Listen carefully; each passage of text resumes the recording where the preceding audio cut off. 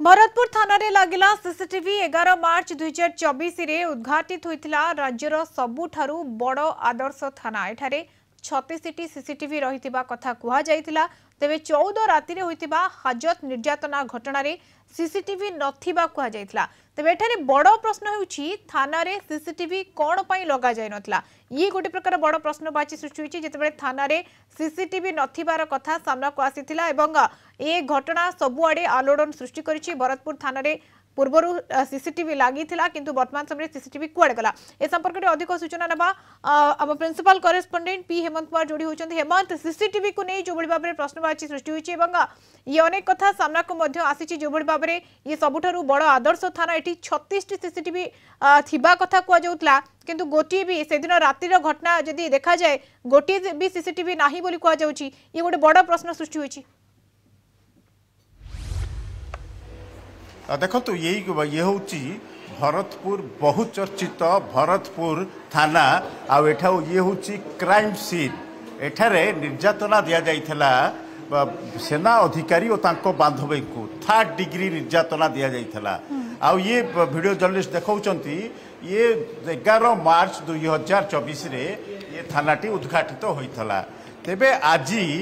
23 September 2024 जाए CCTV नथिबा कथा जो बड़ी भाव में उल्लेख करुछंती। तो एबे कोठी आसिला सीसीटीवी ए वर्तमान सीसीटीवी ओकाक पक्षरु लगा जाउथबा कथा कुआ जाउची। तेबे सबुठारु गोटे बड़ प्रश्न होउची वीडियो जर्नलिस्ट महेंद्र देखौचंती जे ये होउची सेही पुराना सीसीटीवी जो सीसीटीवी को एबे लगा जाउची। गोटे एठारे प्रश्न उठाउची जति सीसीटीवी नथिला काहे कि ये पुराना सीसीटीवी लगा गला। जहाँ अनुमान करा जाउची ये होउची सेही पुराना सीसीटीवी जहाँ को एठारु हटा जाइथिला आउ एबे लगा जाउची। कारण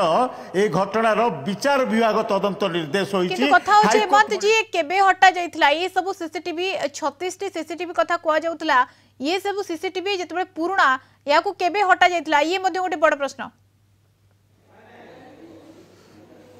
देखो मधुस्मिता पुणी थे से भिजुआल को देखा चाहिए ये हूँ से सीसीटीवी ये जो सीसीटीवी गुड़िक रही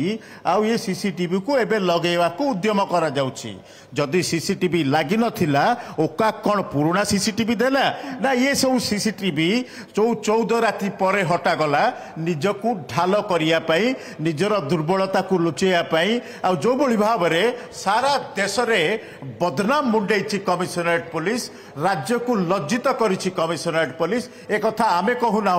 पूर्वतन सेनाध्यक्ष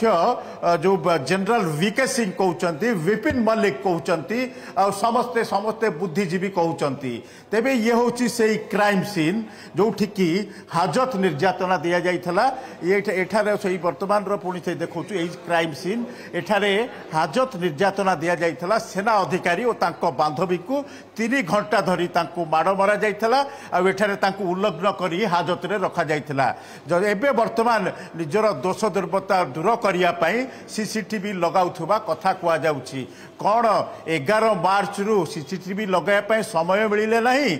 ये कथा समस्त को आंदोलित करुच्ची आलोड़न सृष्टि करुच्ची। कहापाई ये सीसीटीवी हटा जाइथिला जदि हटा जाइथिला तेबे निश्चित भाव में वर्तमान प्रतिक्रिया रखी सारी जस्टिस चित्तरंजन दास ये तांकर तदंतर परिसरभुक्त हम high court monitored crime branch team जो करिछि तार परिसरभुक्त मध्य रहिबो। कारण टर्म्स ऑफ रेफरेंसेस जहाँ रही एथिरे सबु दिग प्रति करा जिवो घटनार किभଳି भाबे होइतला कौन घटना होइतला पथर गाड़िया रे कौन होइतला ता परवर्ती समय एठारे कौन होइतला ए भरतपुर थाना रे काहेकि ड्यूटी रे नाइटी पिंदी थिले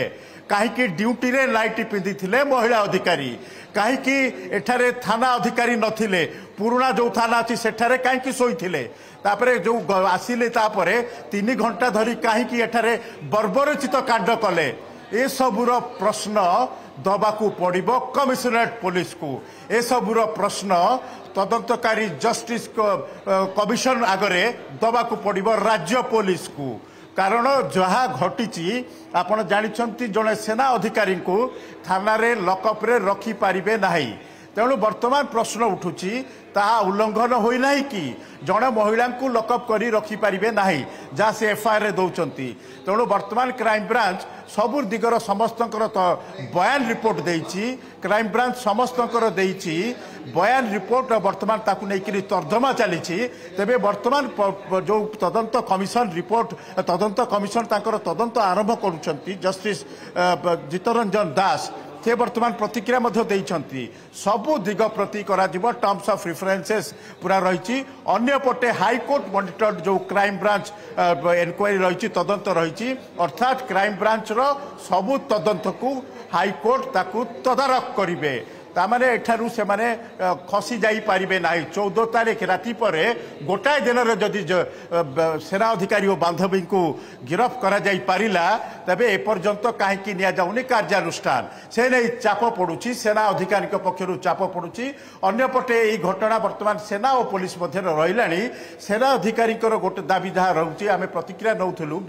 जो बळी भाबरे पीड़ितांकर बापांकर पुणी पुलिस पक्षरु मध्य जो बळी भाबरे तांकर परिवार पक्षरु जे निलंबन प्रत्याहार कर पुणी थे से भिडियो को देखा चाहिए ये हूँ से सीसीटीवी जो सीसीटीवी पूरा पूरी स्पष्ट भाव में आप देखु ये पुराना सीसीटीवी को लगा जाउछि आमर संदेह होउछि बा जहाँ चर्चा होउछि 14 तारीख रातिर थिबा एठारे थिबा सेही सीसीटीवी नुहे तो यह तदंत परिसर भुक्त हबार आवश्यकता रही तेणु जदि ये 14 तारीख रातिर सीसीटीवी ताहले यह सांघातिक सत सांघातिक कथा जहाँ को बिल्कुल ये सांघातिक कथा जदि पूर्वरु ये सीसीटीवी को कढ़ाई दिया जायछि निजर दोष दुर्बलता को लुचेबा पई तेणु ये निहाती भाबरे तदंत सापेक्ष